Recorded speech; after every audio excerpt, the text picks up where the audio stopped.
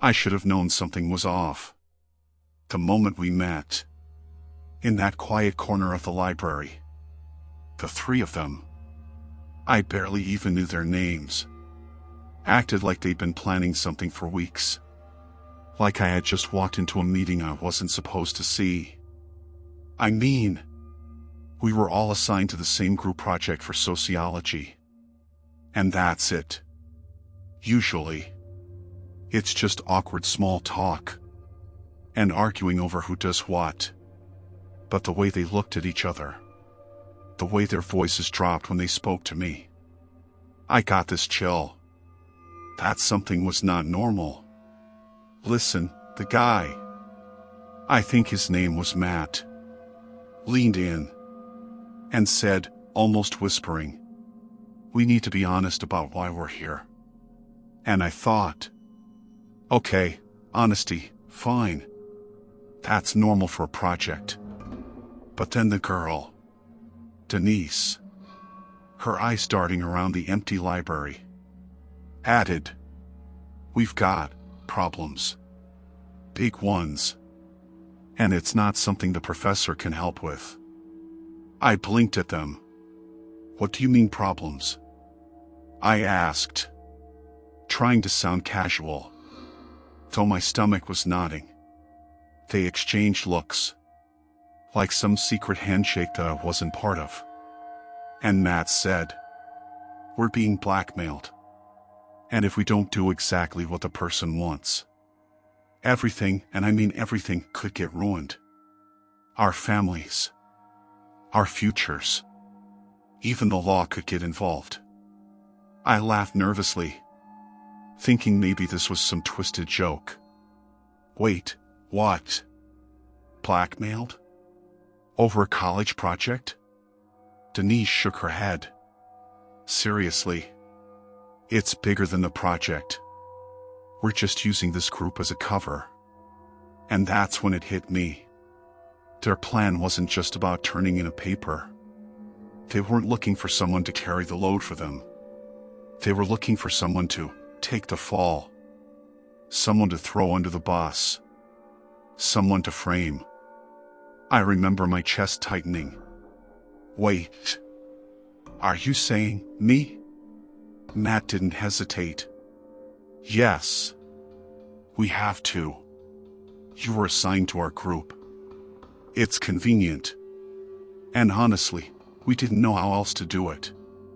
You're the solution. I laughed again. Sharper this time. But my hands were shaking. You're joking. Right? Denise's face hardened. We're not joking. We wouldn't ask if there was any other way. And it's not just a grade. If we fail to follow through, well, it could get serious. Really serious. I froze. Serious how? Matt leaned closer. Voice low. So if anyone walked by, they wouldn't hear. We can't explain everything. Let's just say they don't play around. And the last time someone refused, it didn't end well. I felt like my stomach dropped to the floor. My mind was screaming, telling me I needed to run. But my legs wouldn't move. They were counting on me. To stay calm. To nod. To pretend this was just another boring college assignment. And worse. Part of me realized, if I panicked, or got caught in the wrong way, this could be bigger than just them. Bigger than the project. So, what do you want me to do? I asked, my voice trembling. I hated myself for even saying it. Denise sighed, like she was disappointed in me for being scared. We need you to help us. Make it look real. Make it convincing. We'll guide you through everything. But you have to agree. You have to play your part. Or none of us get out clean. I wanted to say no. I wanted to scream. Run out of that library. Get as far away from them as possible. But then Matt added, and if you refuse, just know, you'll be the one who ends up taking the hit. That's how this works. I remember staring at the table, at my own hands, thinking how ordinary everything had been just an hour ago. Just a regular Thursday. Now, I was being offered a choice. That wasn't really a choice at all. The thought of what could happen if I didn't go along made my stomach churn, my throat tight. They started laying out the plan in pieces. At first, it sounded almost normal. Minor things. Mistakes that could be explained away in class. But the longer they spoke, the more it became clear. This was a trap. A series of lies, half-truths, and manipulations, designed to make me the scapegoat.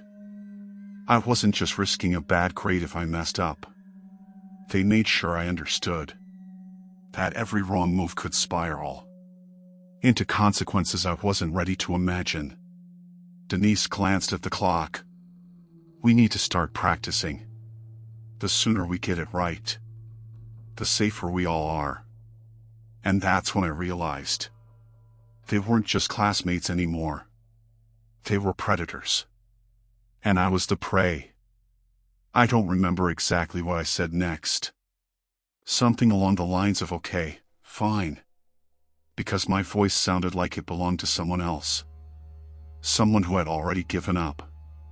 They smiled, relief flashing across their faces. And I hated them for it. I hated myself, too, for letting it happen. We spent the next few hours mapping out what they called the scenario. How the project would be handled. Who would ask which questions. Which details would need to be fabricated. So it looked like I was the one causing problems. Every time they gave me a new instruction, my stomach tightened further. Every step forward felt like a step deeper into a trap. I couldn't escape. By the time I walked back to my dorm, my hands still shaking, I realized something I hadn't admitted yet. This wasn't about college anymore. It was about survival. My grades, my future, my safety, they'd all become leverage. In a game I didn't want to play. And I had no idea how I could get out of it without paying a price I wasn't ready to face. The next morning, I tried to act normal, like nothing had happened. But every glance from my group felt like a test. Matt sat across from me in the cafeteria, leaning back casually, pretending he wasn't a predator plotting my downfall. Denise hovered near the table, like she was making sure I didn't break. Like my face would betray me if I slipped. The third one, Carla. She didn't say much, just nodded occasionally, eyes flicking toward me like a warning. I kept my tray in my lap, heart hammering, trying to remember if I had eaten anything. My stomach felt like it had shrunk. They started walking me through the execution part of the plan. At first, it was small stuff. Misplacing a source, misquoting data, slightly exaggerating findings. I thought I could handle that. That seemed like something a professor might chalk up to a sloppy group project. But then, the requests escalated. Fabricate emails. Create fake citations. Make it look like I was behind conversations that never happened. And each time I hesitated, Matt's voice would drop, reminding me what non-compliance could look like. One afternoon, they had me sit with my laptop open, while they dictated a chain of emails I was supposed to send. From fake accounts to fake recipients, all pointing to me as the person sabotaging our own project. I felt like I was drowning, every click of the keyboard echoing in my ears, like a judge's gavel. I wanted to delete everything, throw the computer out the window, run to the campus police. But I was terrified of the consequences they hinted at. They had made it clear.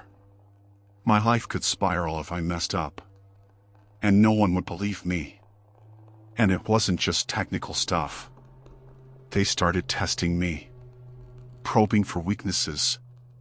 "You're too honest," Denise said one afternoon. "You have to lie convincingly. You can't hesitate." I nodded, my mouth dry. I tried. I really did. But every word I typed felt like I was poisoning myself. They noticed. Carla leaned over my shoulder once, smirking. "Relax. You're doing fine.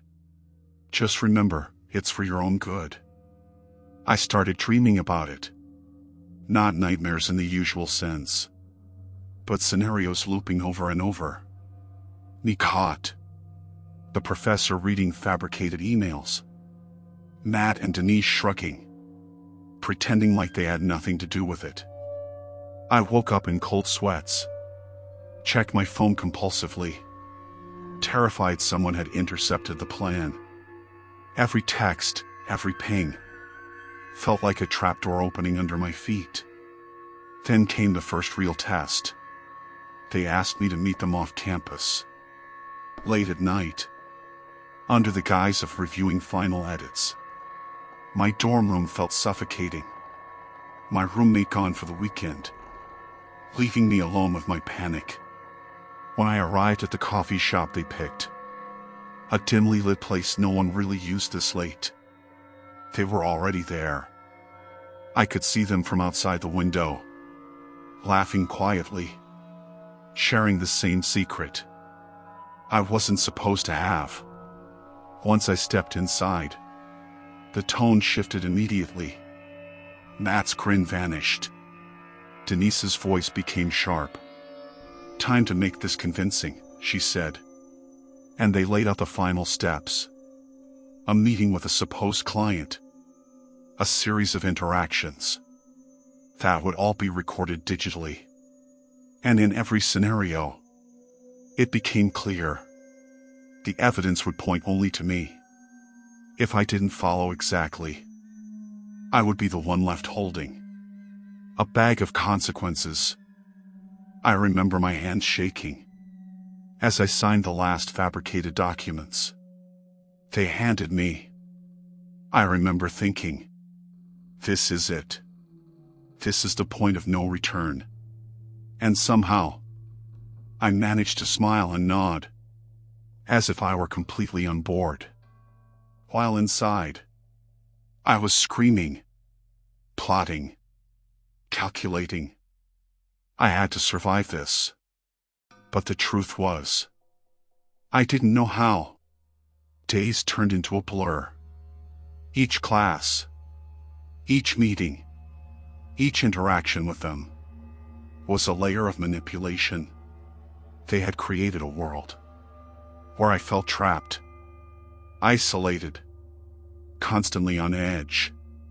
And even when I tried to reach out, a call to my parents, a message to a friend, I stopped myself, realizing they had anticipated it. They had thought of everything. There was no escape.